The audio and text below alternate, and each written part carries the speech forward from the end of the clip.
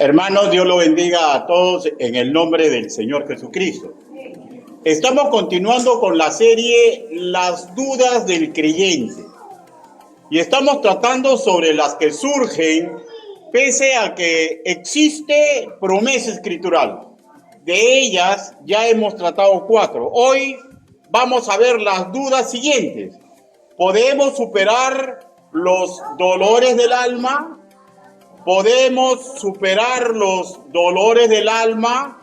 Y la segunda, ¿tiene poder mi oración? ¿Tiene poder mi oración? Pero antes vamos a realizar un recuento de las 4 que ya hemos tratado. Pero previamente, permítame por favor que los dirija en una oración congregacional. Inclinen su rostro. Bendito Padre Celestial, los que hoy estamos reunidos, comprendemos claramente que no existe hombre digno de predicar ni enseñar su evangelio. Señor, pero usted me está dando la oportunidad. Hable, Señor Yahvé. Ayúdenos mediante el trabajo que he confeccionado a que recordemos y nunca olvidemos, Señor, sus promesas y que cuando vengan dudas sobre ellas, mi Dios Santo, recordemos lo que se nos ha enseñado. Así le pedimos, así le suplicamos, en el nombre del Señor Jesucristo. Amén. Bueno, la primera duda que absolvimos es, ¿puedo perder mi salvación?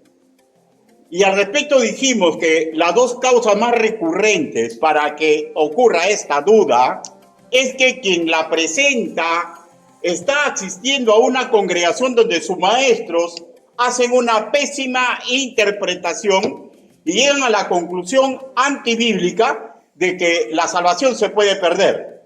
La otra causa, dijimos, relacionada, que un verdadero creyente está yendo detrás de deseos pecaminosos y no está reaccionando, y estando su razón secuestrada por sus emociones, contamina su gozo. Y sabemos que el gozo es la seguridad de la promesa del Señor.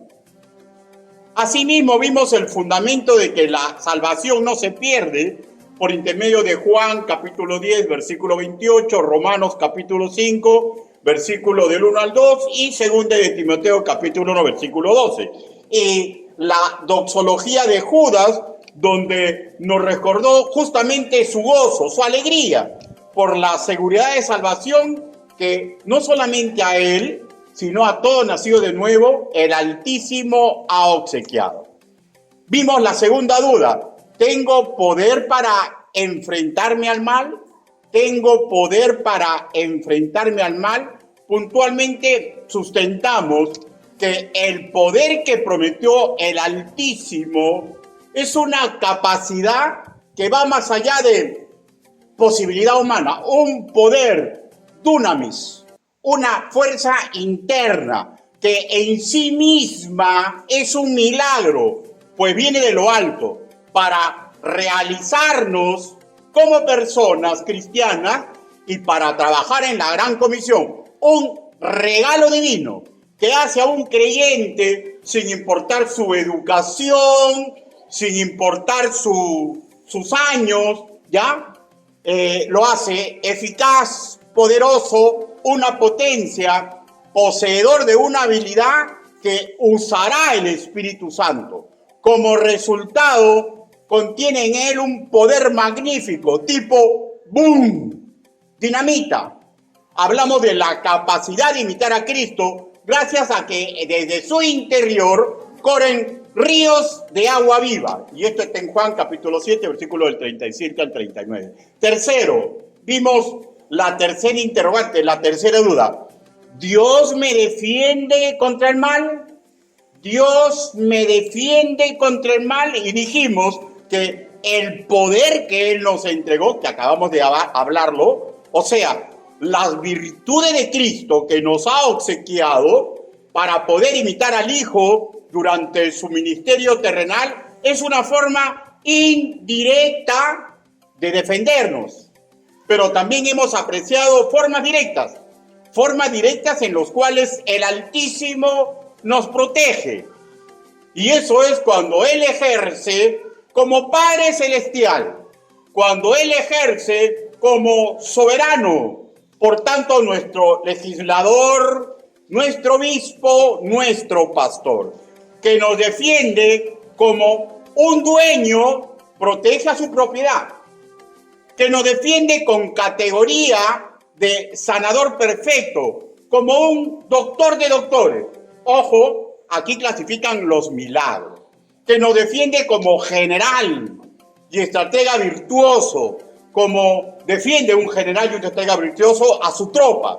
Aquí, en toda esta forma de defendernos directamente, se requiere de nuestra obediencia y nuestro sometimiento. No es que Dios no tenga poder fuera de los milagros. Lo que pasa es que Él nos educa, por eso Él se ha dado todos estos títulos, para que nosotros comprendamos en paragón de lo que vemos en el mundo, cómo se debe comportar un nacido de nuevo con respecto a aquel que lo defiende. Deuteronomio, capítulo 28. Deuteronomio, capítulo 28. Versículo del 1 al 2.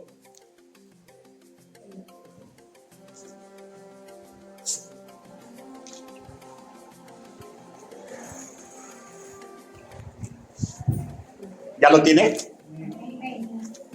Deuteronomio capítulo 28, versículo del 1 al 2 dice así. Acontecerá, esta es la forma en que nos defiende, ¿ya? Mire, ¿ya? Acontecerá que si oyeres atentamente la voz de Jehová tu Dios, y sume, ¿no? Sin que quede acá, tu padre, tu general, tu pastor, tu dueño, ¿ya? Tu gobernante, ¿ya? Acontecerá que si oyeres atentamente la voz de Jehová tu Dios, para guardar y poner por obra todos sus mandamientos que yo te prescribo hoy, también Jehová tu Dios te exaltará sobre todas las naciones de la tierra, y vendrán sobre ti todas estas bendiciones y te alcanzarán si oyeres la voz de Jehová tu Dios. Versículo 7 dice: Jehová derrotará a tus enemigos que se levantaren contra ti. Por un camino saldrán contra ti y por 7 caminos huirán delante de ti. Versículo 13 y 14 dice: Y si no te apartares de todas las palabras que yo te mando hoy, ni a diestra ni a siniestra, para ir tras dioses ajenos y servirlos. O sea, escúchenme por favor, está claro, ¿no? Él nos protege, pero nos pone pautas para actuar. Y no es que él no tenga poder, sino que nosotros somos chúcaros, pues, y queremos andar por donde queremos andar y hacer como queremos hacer. Y ahí empieza el problema, porque él nos deja el poder de decidir. ¿Ya? ¿De qué lo podemos acusar a Dios? Él nos defiende contra el mal. Y recordemos la forma magnífica que ha protegido a la iglesia del infierno, del poder del pecado y del mal en línea general, porque él, hermano mío, fue a la cruz del Calvario por amor puro y desinteresado. Pregunto, y usted analícese, ¿qué tiene usted que puede envidiar a Dios? ¿Qué tengo yo que Dios quiera anhelar? Si Él es el dueño de todo, hermano mío. Y Él dice en las Escrituras, porque de tal manera amó Dios al mundo, que ha dado a su Hijo unigénito, para que todo aquel que en Él crea no se pierda, mas tenga vida eterna. Juan capítulo 3, versículo 16. O sea, Él murió para defendernos. Y la pregunta es, ¿y también quiere usted, o quiero yo, en mi carnalidad, que Él decline su papel de Dios, que Él decline su papel de soberano, que Él decline su papel de padre, que Él decline su papel de dueño, y que todo salga como nosotros queremos? Ahí es el problema. Ahí es cuando perdemos la protección, no porque Él no quiera, sino porque nosotros andamos por sitios peligrosos. También escrituralmente hemos respondido la cuarta duda. ¿Por qué sufrimos los creyentes? ¿Por qué sufrimos los creyentes? se doctrinó que el sufrimiento de toda la creación, ha incluido nosotros, es por el demérito del pecado original, en similitud de fuertes dolores de una parturienta, Romanos capítulo 8, versículo 22, que terminará cuando nazca el bebé, ¿no es cierto? Y en este caso, que terminará cuando todo el pecado sea erradicado de la creación, en el nacimiento de una nueva era, cielos nuevos y tierra nueva. Apocalipsis capítulo 21, versículo 1, Isaías capítulo 75, versículo 17, segunda de Pedro capítulo 3, versículo 13. Y hasta antes que esto ocurra, escúcheme y grábelo en su CPU. Escuche, ¿ya? Y hasta que antes que esto ocurra, a nosotros se nos permite elegir la forma en que vamos a sufrir en este mundo. ¿Ya? Hay una forma que nos dignifica por buscar la gloria del santo nombre. Y esta forma genera pruebas divinas. Primera de Pedro capítulo 1, versículo del 6 al 7, y nos hace quemar nuestros deseos detrás de glorificar a Dios. Una especie de horno de aflicción. Isaías capítulo 48, versículo 10. Así, hermanos míos, moldea el Altísimo nuestro carácter. Pruebas y sufrimientos intensos para sacar lo mejor de nosotros. Y ahí está el ejemplo del apóstol Pablo, pues, ¿no? Que le dijo, quítame este aguijón. Y él le dijo, bástate mi gracia, porque mi poder se perfecciona en tu debilidad. ¿Ya? El creyente que está andando bien va a tener aflicciones, va a tener problemas, porque es la forma en que Dios, ¿ya?, nos va a mejorar.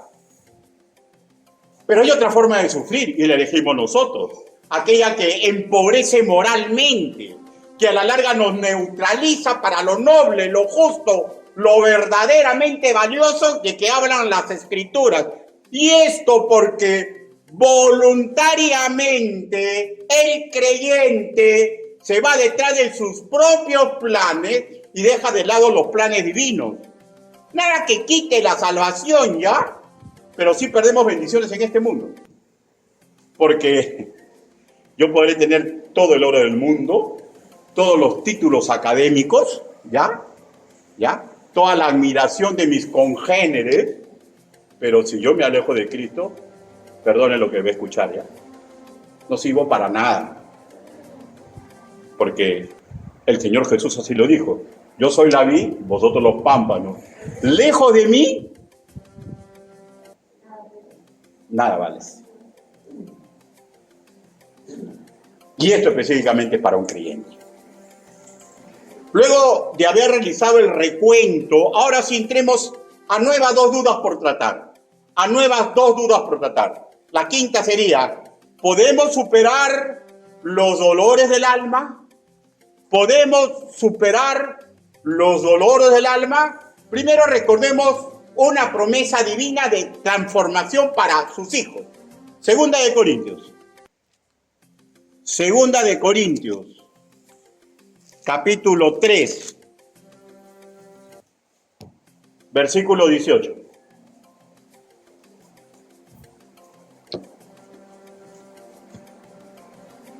Segunda de Corintios, capítulo 3, versículo 18, dice, ¿lo tenemos?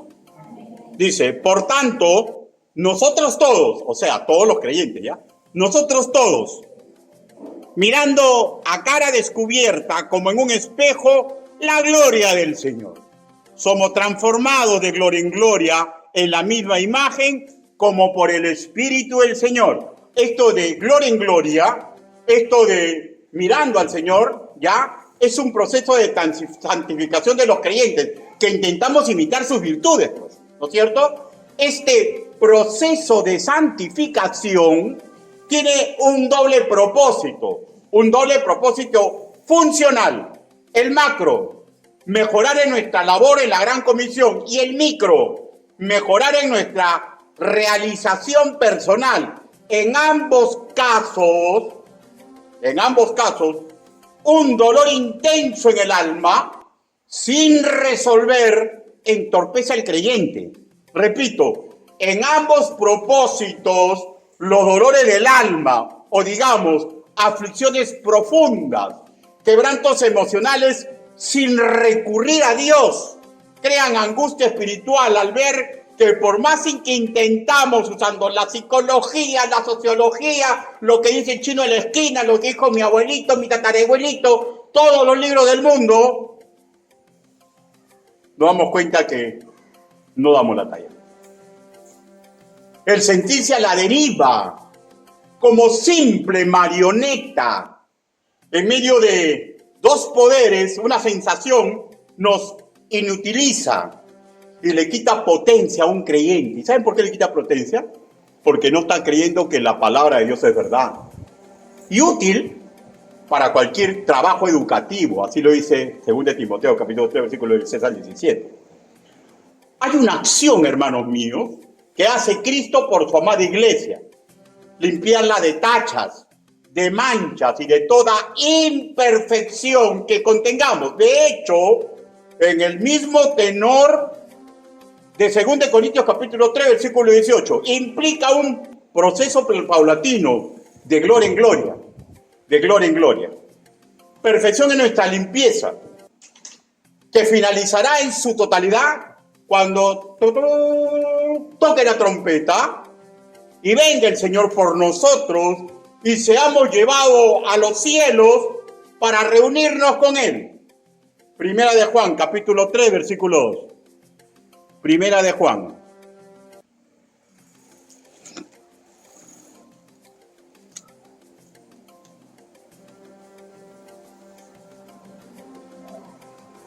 Todavía no nos damos cuenta, pero va a llegar el día en que eso ocurre, hermano. Es una promesa del Señor. Dice, amados, ahora somos hijos de Dios y aún no se ha manifestado lo que hemos de ser. O sea, todavía estamos en un cuerpo imperfecto, pero todavía no hemos gozado esa perfección, ¿no? ¿Ya? Pero sabemos que cuando Él se manifieste, cuando Él venga por nosotros, seremos semejantes a Él, porque lo veremos tal como Él es. ¿Y saben por qué? Porque ese momento maravilloso, cuando no haya ninguna imperfección en los creyentes, va a ser el preámbulo de nuestra entrada al tercer cielo, y al tercer cielo, a la casa del Padre Celestial, donde todo el virtuosismo no puede entrar, ni tacha, ni mancha, ni nada parecido, pues el tercer cielo es virtuosismo completo. Ya habrá pasado el sistema de cosas. En el mañana, hermanos míos, eso va a ocurrir. Pero la duda es para el hoy, ¿no? ¿Podemos superar en el hoy los dolores del alma? Sobre este trabajo purificador para el hoy está descrito en capítulo 5, versículos 26 al 27. Escucha, antes que lo busquen, escuchen, ¿eh? Por eso que es sumamente interesante que las mujeres se casen con hombres de mucho valor. Y por eso es sumamente interesante que los jóvenes varones, escúchenme varones, ¿ya? Intenten edificarse, porque el papel que le corresponde a Cristo con la iglesia es el papel que Dios dice que tenemos los hombres con las mujeres. Y esto no sale de la noche a la mañana. Y esto es un proceso en el cual nosotros tenemos que someternos. Pero dejemos de lado un ratito a nosotros los hombres, ¿no? Ahora, mujeres, si se casaron con un hombre y no a la talla, la Biblia dice, no te separes de él. La Biblia dice, lucha por ese hombre, ¿no? O sea, que los intentos de romper un hogar no salgan de nosotros, pero podemos saber que puede ocurrir eso, pero que nunca salga de la decisión de un creyente. No. ¿Ya? Continuemos. Ahora, vayamos a ver ese trabajo, ¿no? Efesios, capítulo 5. Ahora, para nada un hombre es perfecto, un hombre cristiano, ¿ya? Porque el papel de Cristo nadie lo tiene. Pero cuando dejamos que Dios construya nuestra vida, medianamente podemos hacer esto. Efesios, capítulo 5, versículo del 26 al 27. Dice, el paragón está en el 25, ¿no? Dice, maridos, amad a vuestras mujeres, así como Cristo amó a la iglesia. Es el paragón, ¿no? Y se entregó a sí misma por ella. De hecho, sacrificarse, ¿no? Un hombre, un esposo, tiene que aprender que vive para sacrificarse por su esposa. ¿Ya? Y esto no es fácil. 26. Acá entra el método. Para santificarla, habiendo purificado en el lavamiento del agua por la palabra, a fin de presentársela a sí mismo, una iglesia gloriosa, que no tuviese mancha, ni arruga, ni cosa semejante, sino que fuese santa y sin mancha. O sea, ¿de qué estamos hablando en primera instancia? Estamos hablando del trabajo purificador que realiza el dueño del amor, que realiza el autor y el sustentador de la fe, Jesucristo. Y nos pide a los hombres que intentemos superarnos, porque es el trabajo que nos toca con las esposas, ¿ya? Ahora, el trabajo que le toca a las esposas es simple, ¿no? Es someterse como se somete la iglesia a Dios. Ahora, someterse no significa decir chicheño, ¿ya? Someterse, ¿sabes lo que significa? Significa esto, que la mujer aprenda a respetar el papel del hombre, ¿ya? Que aprenda a respetar el papel del hombre. O sea, que no lo intente mangonear, ¿ya? ¿Es claro? Es claro, ¿no? Y ahí es donde a usted le duele, pues, ¿no? Porque a la mujer le gusta mangonear. Y ahí es cuando se pierde el plan de Dios para la familia. Continuemos. Pero estamos hablando específicamente de Dios, ¿no? Me salió un ratito hablar de nosotros, ¿no? Bueno, continuemos. Dice, el proceso. Ahora, Efesios capítulo 5, versículo 26. Para santificarla, habiéndola purificado en el lavamiento del agua por la palabra. Vemos cómo el Señor nos ayuda a solucionar nuestras imperfecciones de pensamiento, de conceptos, dándonos un énfasis moral correcto sobre el pecado y sobre la maldad que producen dolores del alma. En este proceso es fundamental usar las escrituras, el lavamiento del agua por la palabra. Así y solo así caminamos a nuestra santificación, o sea, teniendo fe en las recetas que están en este libro. El objetivo general es que los integrantes de la iglesia puedan vivir en la misma sintonía de Jesucristo, pues todo nacido de nuevo es parte de su cuerpo espiritual. Efesios capítulo 5, versículo 27. La primera parte dice, somos parte de su cuerpo espiritual. Y dice, a fin de presentársela a sí mismo, una iglesia gloriosa. Porque si Cristo es glorioso, nos quiere preparar para que nosotros en este mundo irradiemos su gloria. ¿Ya? Porque el creyente lo representa. Es la novia de Cristo. Tienen que ver la santidad de Cristo por intermedio de la santidad en que vive el creyente. Ahora leamos Efesios capítulo 5, versículo 27 en su segunda parte. ¿En qué lo santifica? ¿En qué nos santifica? Dice que no tuviese mancha, ni arruga, ni cosa semejante, sino que fuese santa y sin mancha. Repito, la solución a lo que nos produce dolores en el alma requiere el estudio y la aplicación de las escrituras. Así se combate para quitar lo que nuestra Reina Valera 1970 dice manchas. Lo que leemos en castellano manchas equivale al griego koiné, el vocablo espilos, que implica defectos, desgracias, basura espiritual. Por ejemplo, creencias que desgracian, basura espiritual, entre ellas que un creyente comience a pensar que no hay Dios. ¿Ya? Hay uno que cuando están todos le salen mal y dicen, no, Dios no existe, no, Dios no hay. Es el primer paso. ¿Y saben cuál es el segundo paso? Por tanto, si Dios no existe, ¿para qué me estoy sacrificando? voy a usar la vida como viene, pues al final a nadie voy a darle cuenta y todo se va a terminar cuando deje de respirar. O basura espiritual, supersticiones que desgracian. Por ejemplo, si paso por debajo de la escalera, voy a tener mala suerte. Y como es el único callejón, me doy toda la vuelta, llego tarde a mi trabajo, despedido. Ay, pero yo evité la mala suerte. O si no uso agua bendita, o si no echo ruda, va a venir la mala suerte. Aquí también ideologías que desgracian, ¿ya? Por ejemplo, el machismo, el feminismo. Porque el machismo y el feminismo, ¿sabe lo que propugna? Propugna la guerra entre los sexos por la supremacía en el hogar y en la sociedad. ¿Ya? Ahora, y todas estas actitudes alimentan nuestra naturaleza pecaminosa.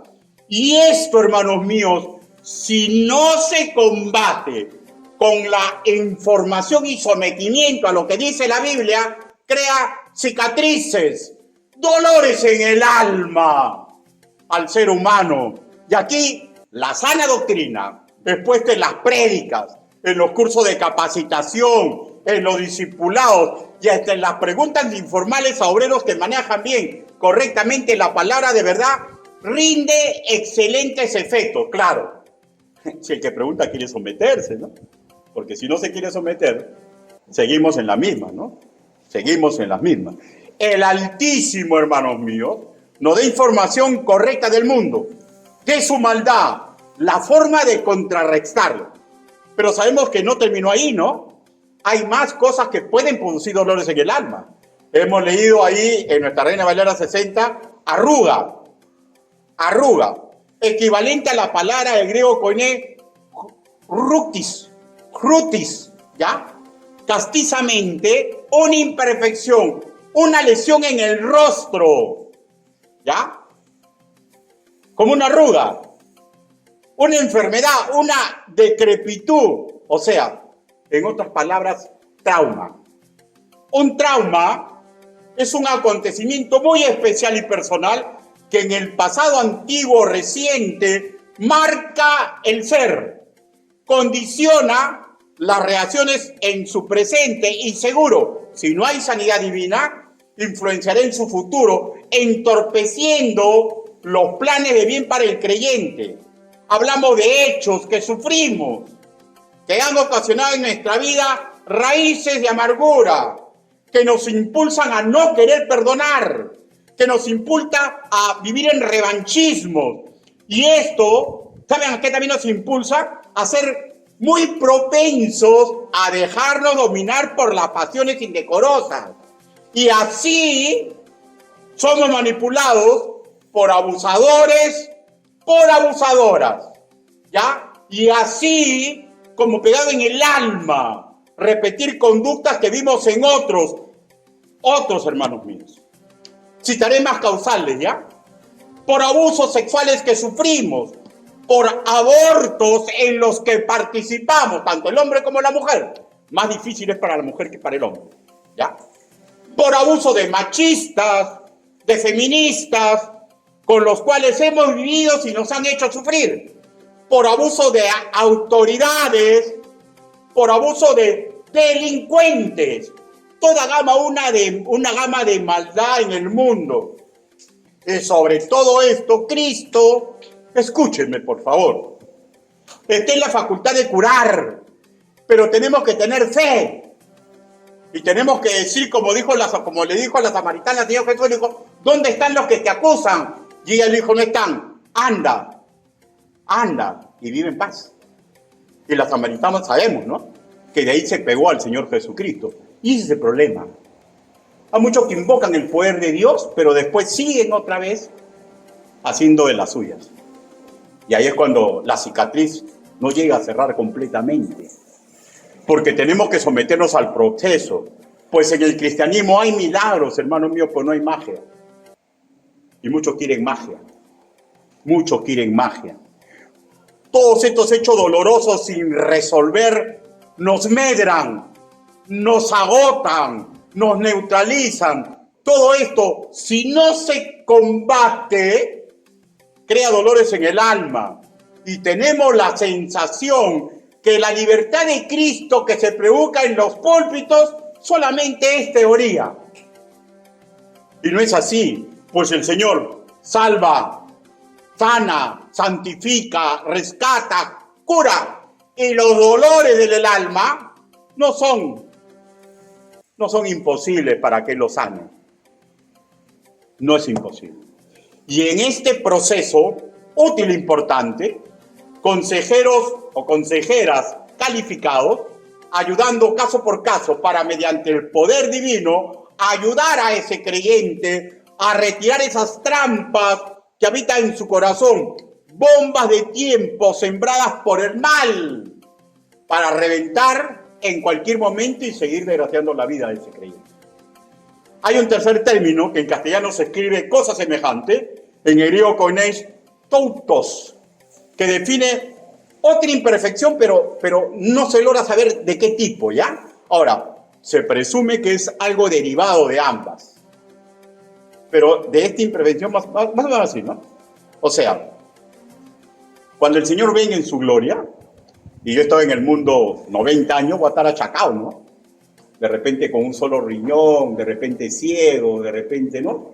Pero cuando Él me lleve a su gloria, todas esas imperfecciones no van a existir. ¿Por qué existen esas imperfecciones? A mérito del pecado original, ¿ya? Entonces, todo va a cesar. ¿No es maravillosa esta promesa, hermanos míos? ¿No es maravillosa esta promesa? El pastor bautista Alex Donnelly, en una enseñanza que él hizo, dijo que estos tres términos lo ve él como figuras literarias de fallas, imperfecciones de la novia, la iglesia, y estoy completamente de acuerdo con él. Producto de su naturaleza caída e imperfecta, y yo le sumo, y por la influencia del sistema pecaminoso del mundo. Explico. Todo esto afea espiritualmente a la novia de Cristo, o sea, a nosotros, y desluce nuestra vestidura en santidad. ¿Qué es lo que nos afea? ¿Qué es lo que valora nuestra vestidura blanca? ¿La arruga, la mancha o algo parecido? No es algo físico, es espiritual, con trascendencia en lo emocional. ¿Y por qué no decirlo? Muchas veces el cuerpo lo asimila y se degrada en la maldad, ¿no? Porque nadie me va a decir que una persona que toma alcohol no se le valora el cuerpo. Nadie me va a decir que una persona que anda todo el día gritando, desgraciado, que me hacen esto, no se le valora los riñones, ¿no? Hay consecuencias físicas cuando nosotros no queremos recibir la sanidad de Dios. Las manchas y arrugas siempre serán arma para golpear nuestra mente, pero no dudemos.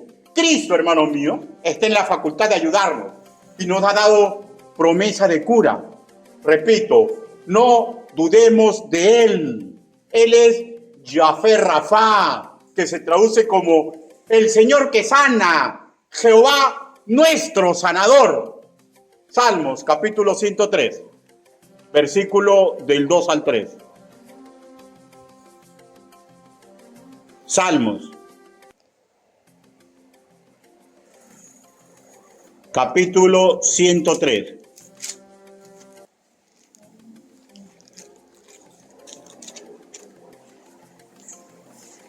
¿Lo tenemos, hermano? ¿Cómo no bendecir a Dios, pues, no? ¿Por qué dudamos? A veces no es que dudemos, ¿ya? Escúcheme, ¿ya? Sino que no queremos pagar la factura. Porque nos pide algo, ¿no? Y no queremos pagar esa factura. Salmos, capítulo 103, versículo del 2 al 3.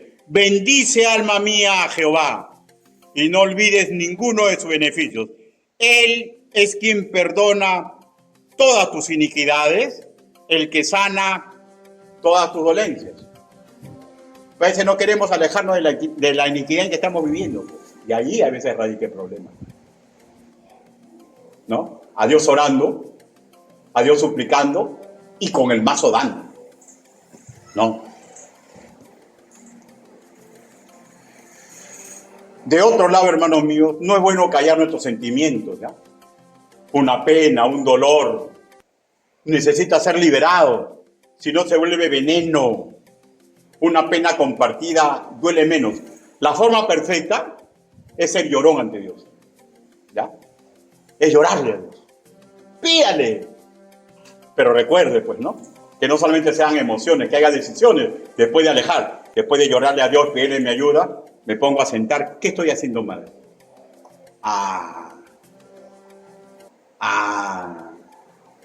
Esto lo tengo que dejar de hacer, porque vuelvo a repetir, ¿se acuerdan lo que le dijo el Señor Jesús a la Samaritana? ¿Y dónde están los que te acusan? Y le dijo, vete y no peques más. Pero, a veces, hermanos míos, verdaderamente hablando, cuando un hermano no ha crecido a un nivel óptimo, a veces necesita contarle sus penas a otro ser humano.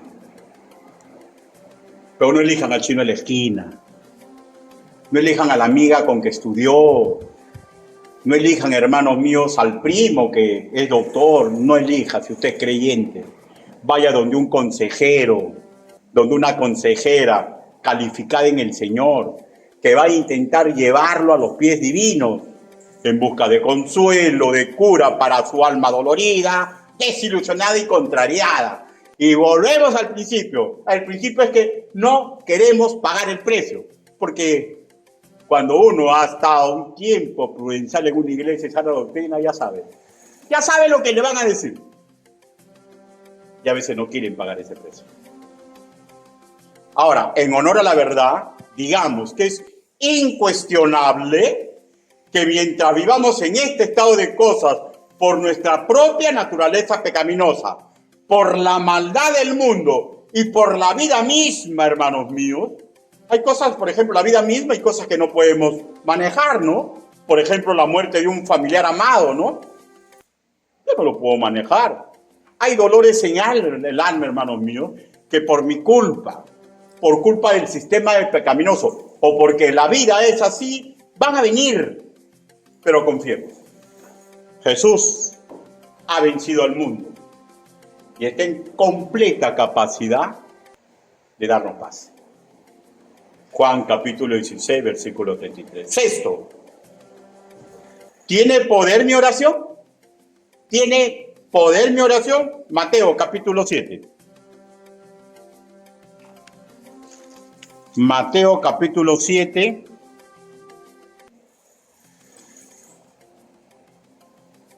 La lectura bíblica fue del 7 al 11, ¿no? Ya. Pero vamos a enfocarnos solamente ahorita para leer los versículos que hablan de la oración, ¿ya? La parte que habla de la oración. Versículo 7 dice, pedid y se os dará, buscad y hallaréis, llamad y se os abrirá, ¿ya? Porque todo aquel que pide, recibe, y el que busca, halla, y el que llama, se le abrirá. Hermano, nuestra oración, específicamente, acá he hecho una fórmula triple, ¿no? Pero déjenme ubicarnos en la oración nomás por ahorita. Nuestra oración no tiene poder en ella misma, ¿ya? Sino que con ella invocamos el poder, la misericordia, la justicia, la capacidad perfecta de nuestro Padre Celestial a nuestro favor. El pedid, buscad y se os abrirá, ¿ya? Es una triple fórmula que habla del privilegio magnífico que gozamos los hijos de Dios. ¿De qué privilegio gozamos? Que somos los únicos en el mundo que tenemos intimidad perfecta con Él, claro, si nos mantenemos en santidad, pues, ¿no?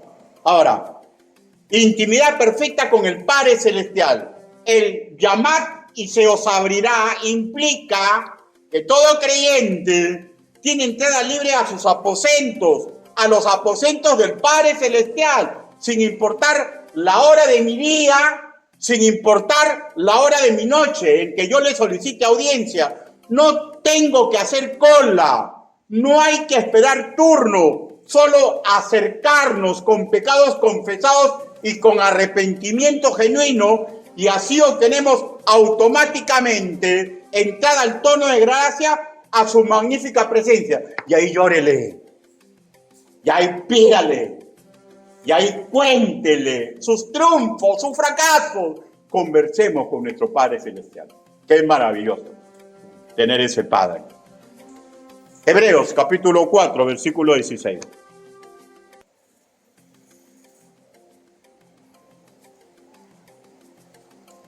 Hebreos capítulo 4.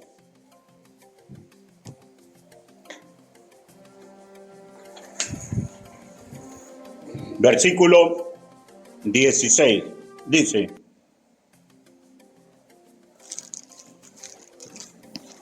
el viento lo llevó.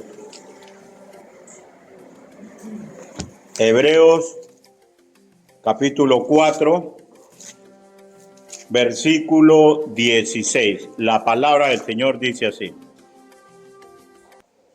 acerquémonos pues confiadamente al trono de la gracia para alcanzar misericordia y hallar gracia para el oportuno socorro. De hecho, hermanos míos, el sentir humano pidiendo guía, dirección, consuelo, sabiduría, o simplemente para contarle lo que estoy pasando, ¿no? Yo a veces veo a mi nieta, ¿no? Veo a mi nieta y a veces se me acerca, ¿no? Me dice: papito, te voy a contar. ¿Y qué me va a contar? Y me comienza a contar sus historias de la televisión. Y para ella es muy importante. Para ella es muy importante. Y para mí como que no tanto, ¿no? Porque estoy en otro nivel, ¿no? ¿No? ¿O es así o no? ¿No? Pero sin embargo, eso es porque somos humanos. Pero para Dios, que está en un super nivel, todo lo que yo le cuente, ella lo sabe. ¿Y saben qué? Me pone atención. Porque Él es perfecto.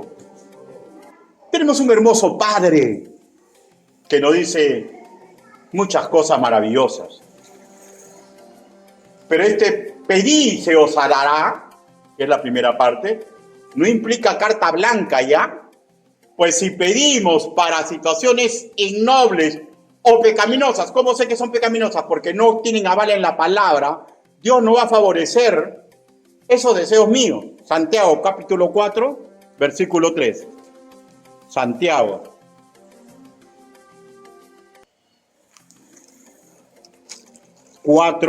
Versículo 3 dice: pedid y no recibís, porque pedís mal, para gastar en vuestros deleites. Y después, ¿cómo le dice? Oh almas adúlteras. O sea, ¿cómo le voy a pedir a Dios pues algo que en su palabra me dice que no lo debo pedir? Pues, ¿no? Pero hay cosas así, ¿eh? A veces sucede, ¿eh? Y son simples, ¿eh? Son simples. Por ejemplo, estar deseando que alguien malogre su currícula para que me envíe su trabajo, ¿no? O estar deseando que ese chico o esa chica que sé que es incrédulo me haga caso, ¿no? O que me pida matrimonio, ¿no? Y le piden a Dios. ¿Cómo vamos a pedirle esas cosas a Dios? Si está claro que estamos en pecado. ¿Sabe lo que usted está haciendo? ¿Sabe lo que yo estoy haciendo si pido algo así? Estoy cavando mi propio infierno en este mundo. ¡Ay, caracho! ¿Por qué somos así? Porque así somos. Pero qué maravilloso, ¿no? Porque Dios nos comprende y nos sigue dando una nueva oportunidad. ¿Y saben por qué, hermanos míos? Porque hasta que usted respire y yo respire, hay esperanza de cambiar en este mundo. Bueno, esperemos el último momento. Pedir también sin sentido común, por ejemplo, ¿no? Sin sentido común, por ejemplo, ¿no? O sea, veo que mi hijo está mal, ¿no? Y el doctor me dice: de repente ya no pasa, de repente ya va a morir. Y me voy ante el trono de la gracia: Señor, quítame la vida a mí, pero dáselo a mi hijo. Ay, Dios mío, en mi corazón. Dios no va a hacer eso, hermano, no pida así. Porque el Padre Celestial lo va a comprender, pero no es correcto pedir así. Dios no va a cambiar una vida por la otra. Pedamos con sentido común. Señor, dame un carro. ¿Así? ¿Sabes manejar? No. ¿Tú para qué quieres carro? ¿No? Señor, quiero ser ingeniero de tal empresa. Pregunto: ¿has hecho tus pepinos en tu carrera? No. ¿Pero quieres ser el jefe de esa empresa? Sí. ¿No es empezar por abajo? No, ¿para qué? Sí. Yo soy creyente y el gerente es el pastor, es un amigo mío, es hermano del pastor y él me da el puesto. Entonces, pues, hermano mío, ¿de qué estamos hablando? Pues hay que pedir con sentido común, ¿no? No vaya a ser que a alguien se le ocurra pedir un Mercedes-Benz, ¿no? Y el primer rozón que tenga se le ve el sueldo de 5 meses. O sea, hay que pedir con sentido común. Primera de Juan, capítulo 5, versículo 14. Claro que si usted pide un Mercedes-Benz y usted es misión imposible como su pastor, no va a pensar que Dios se lo va a dar, ¿ya? Pero puede hacer que usted contra viento y marea lo obtenga y ya prepárese para el dolor de cabeza. Y ahí no va a decir que Dios se lo dio, ¿no? No, Dios no se lo dio. Dios lo permitió para que te golpees y te des cuenta que hay que hacer las cosas con sentido común. ¿Ya? Primera de Juan, capítulo 5, versículo 14.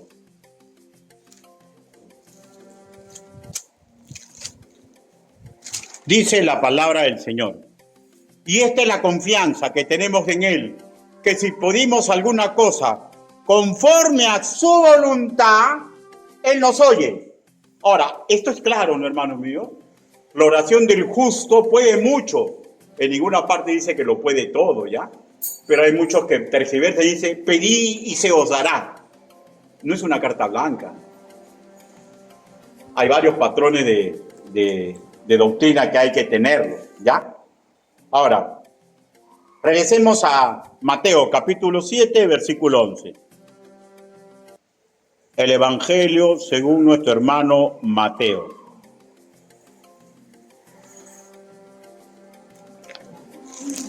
Versículo 7, versículo 11. Dice, pues si vosotros siendo malos sabéis dar buenas dádivas a vuestros hijos, ¿cuánto más vuestro Padre que está en los cielos dará buenas cosas a los que le pidan? Hermanos, otra vez hace una comparación, ¿ya? De un Padre humano con un Padre celestial. De hecho, eso que dará cosas buenas implican cosas perfectas, ¿ya? Y cuando dice que el Padre va a dar cosas malas, no implica que eso quiere dar el Padre. Pero hay veces los padres damos cosas que después nos damos cuenta que metimos la pata. Dios no va a ser así, ¿ya? Dios no va a ser así, ¿no? No va a ser así, ¿ya? Entonces, acá está que las cosas buenas es lo que Él nos da. Lo que Él no nos da y lo que Él nos hace esperar es porque es perfecto, ¿ya? Dios como Padre proveedor, hermanos míos, tiene la capacidad de darnos todo. Mateo, capítulo 7, versículo 9. Dice, ¿qué hombre hay entre vosotros que si su hijo le pide pan, le dará una piedra? Pregunto, ¿para qué un hijo pide pan? Para el sustento cotidiano, ¿no es cierto? ¿Acaso Dios le va a pedir pan y me dará una piedra para que me rompa los dientes? O me dará una piedra y me decir, como el truco que hacían en la sierra, ¿saben? Ricardo Pan me decía, sopa de piedra. Esos españoles eran terribles, pero ya a nuestros antiguos aborígenes. Sopa de piedra. Hacían una sopa y le decían, esta sopa de piedra. Le echaban todo tipo de carne y todo, pero ellos le decían que el sabor se le daba a la piedra. O sea, engaños, ¿no? Dios no va a ser así. Dios no hará el sustento, no nos va a dar algo que después vamos a tener problemas. Dios no va a dar el sustento, hermanos míos. Uno de los grandes problemas del creyente es que tiene miedo por el que vestirá, por el que comerá, de si tendrá plata para la medicina, si tendrá plata para tal cosa. Hermanos míos, no tengamos miedo de esas cosas. No tengamos miedo de esas cosas. Pero el miedo viene, ¿no? El miedo viene, ¿no? A mí me han dicho que necesito 2 operaciones. ¿Ya? 2 operaciones. Y no es una tras otra. O sea, me han imposibilitado de hacer muchas cosas. Y yo en mi naturaleza tengo miedo. Miedo de abandonar, por ejemplo, los trabajos que estoy haciendo. Tengo miedo. Pero después digo, ¿y por qué me preocupo por el futuro? ¿Y si de repente nunca me operan? ¿Y si el Señor viene antes? ¿Y si la próxima vez que voy me dice, ya no necesito operación. O sea, está preocupándose por cosas materiales, por el futuro, el futuro no me corresponde. Debo hacer en el hoy lo que me corresponde. ¿Qué me ha dicho la doctora? Baje 25 kilos. Ya, doctora, va a bajar 25 kilos. Ya ha bajado 15, me faltan 10. Tengo que hacerle caso, eso es lo único que me toca. Y de repente, pues no, de repente bajo los 25 kilos y voy y me dice, yo es que no necesito la operación. ¿Ya? O sea, ¿para qué me voy a preocupar por el futuro? O sea, no me debo preocupar por cosas materiales, de malograrme. O sea, ya no voy a poder hacerme esto, entonces voy a hacer todo como la loca. No, tranquilo, sigo mi ritmo. Tengo que hacer en el hoy, sin importarme lo que me pase en el mañana. Porque Dios está en la capacidad de darme las cosas materiales. Pero no solamente dice eso, ¿no? Mateo 7:10 dice: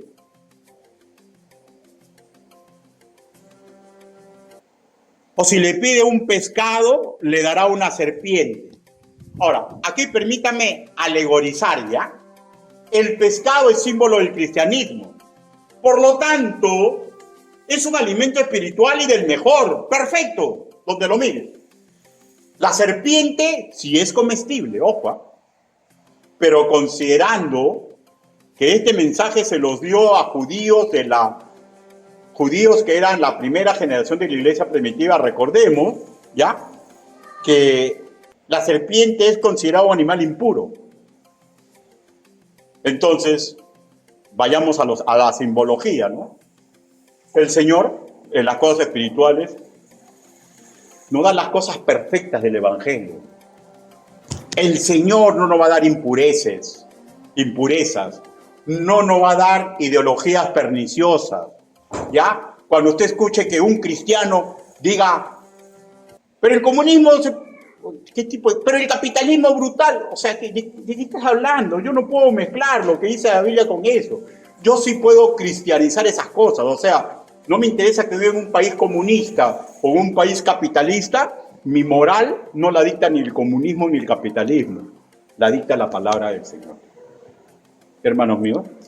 Ahora, Él no nos va a entregar ideologías perniciosas, no nos va a dar confusión, Él nos va a dar rutas viables para nuestro bien y para hacer el bien a los demás. ¿Ya? Solo hay que pedirle. Santiago, capítulo 1. Santiago.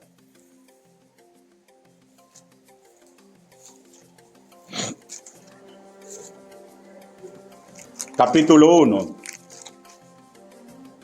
Versículo del 5 al 6 dice: y si alguno de vosotros tiene falta de sabiduría, pídale a Dios, el cual da a todos abundantemente y sin reproche, y le será dado. Pero pida con fe, no dudando de nada, porque el que duda es semejante a la onda del mar que se arrastraba por el viento y echada de una parte a la otra. Hermanos míos, miren, bueno, yo no sé por qué orará usted, ¿no? No sé. Pero yo sé que usted tiene muchos pedidos, y yo también tengo muchos pedidos. Pero ¿sabe cuál es el pedido más magnífico? Pedirle sabiduría. Pedirle sabiduría. Yo recuerdo aún hace muchos años, la primera vez que comencé a pastorear. ¿Saben lo que yo le pedí a Dios? Señor, dame sabiduría para guiar a tu pueblo. Ese es el máximo pedido que yo le puedo dar, le puedo pedir. Pídale así, hermano. Señor, dame sabiduría para comportarme en mi hogar. Dame sabiduría para comportarme en mi iglesia. Dame sabiduría en mis relaciones con hombres y mujeres. Dame sabiduría para comportarme en el trabajo. Dame sabiduría para comportarme con el dinero. Pídanle sabiduría y yo les aseguro, todo lo demás va a venir por añadidura. Porque el que es sabio en el Señor, hermanos míos, es una bala para la gloria y la honra de Dios y en beneficio de la humanidad. En síntesis, la oración del justo sirve para obtener lo material, para obtenerlo espiritualmente sano. Dios no falla, Dios cumple sus promesas. No tengamos dudas al respecto. Conclusiones finales. Primero, Dios siempre ha tenido planes de bien para el ministerio de los creyentes. Planes que solo pueden ser estorbados por nosotros mismos. Segundo, no nos dejemos arrinconar por nuestro enemigo espiritual, pues tiene que ser notorio, ¿ya?, para los demonios, para los vecinos, para los de nuestro hogar, que nuestra afiliación está con Cristo. Y para esto necesitamos tomar decisiones, dejar de dudar, pero decisiones que se fundamenten en la palabra. Tercero, el remedio para las dudas es creer en el amor que me tiene el autor y consumador de la fe. Es creer en su palabra sana, es creer en su palabra santa que encontramos en la Escritura. En síntesis, solucionemos nuestras dudas. Dios nos da la información correcta. Dios en plena capacidad de sanarnos, de ayudarnos a superar cualquier dolor del alma.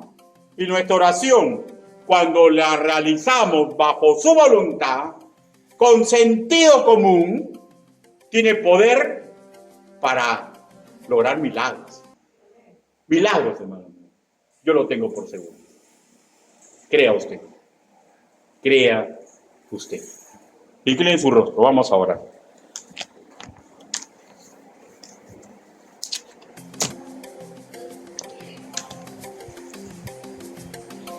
Yo no sé qué estará pasando usted en su vida. No lo sé. Pero si necesita sabiduría de Dios, pídasela, hermano. Si tiene un dolor en el alma, acepte que el Señor lo cure. Acepte, hermano mío. Comprenda que su oración tiene poder, pero un poder derivado de la justicia de Dios. Porque Él no va a hacer nada que es injusto ante sus ojos. Alguien quiere que oremos por él o por ella para que tenga sabiduría en las cosas que va a hacer. Hágame una señal y levante su mano. Dios te bendiga, Dios te bendiga, Dios te bendiga, Dios te bendiga, Dios te bendiga, Dios te bendiga. ¿Alguien más desea que ore por él o por ella? ¿Alguien más? Vamos a orar. Bendito Padre Celestial, usted ha visto las manos levantadas. Señor, a veces tenemos dudas, pero su palabra es sumamente clara. Ayúdenos, Padre, para que podamos combatir los dolores que parten nuestra alma. Ayúdenos, Padre, para que nuestra oración llegue en olor fragante ante su trono en la gracia. Ayúdenos, Señor, a nuestra congregación. Ayude a las congregaciones que amamos, Señor, para que, Señor, usted nos quite las dudas. Nos haga, Señor, ser hombres y mujeres de mucho valor. Así le pedimos, así le suplicamos, en el nombre bendito, precioso y poderoso del Señor Jesucristo. Amén. Hermano, Dios los bendiga.